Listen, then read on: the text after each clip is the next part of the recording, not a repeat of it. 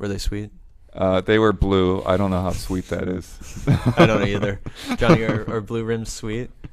Amazing. They're amazing. Okay, good to know. Any final thoughts or final words? Well, I mean, I think some people are kind of eyeing it as being kind of weird that I have, this is an 8, I gave it an 8.9, even though I think it's better in pretty much every way than the first Shift, which I gave a 9.1. And I think it's just one of those things where it's a march of time. The racing genre is something where every year everyone is just constantly upping the game. And if we just kept making the score better every time, we'd hit the ceiling in no time. And, every racing game would have to be a 10 because it's better than the last one. Well, publishers would like that.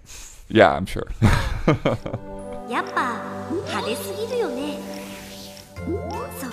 そうかな。嬉しい。もうそんなにジロジロ見ないでよ。 Next up, Justin will regale us with tales of Yakuza 4, the brilliant Sega RPG brawler thingy that somehow keeps making it to the States, which is a pretty good deal, right? With lots of fan service. But no Shenmue. Yeah. Well, this is your Shenmue replacement, effectively. A lot of Sega games share similar, the fighting has a similar feel from like Yakuza to Shenmue to Virtua Fighter. You can tell it's there. I think it's a good. Wow. Did anyone see that the weird, the Mega 64 thing for the with the Shenmue? Oh, yeah. Oh, yeah. Yeah. That was pretty good. Not that. We're a little off track. So yeah, you can basically watch a review, if you want to find out about the game. Oh, you're being a dick. Oh, man, that's good. I guess I don't know. I can review my review. I mean, here. you've played all the Yakuzas except for 2. Yeah. Right?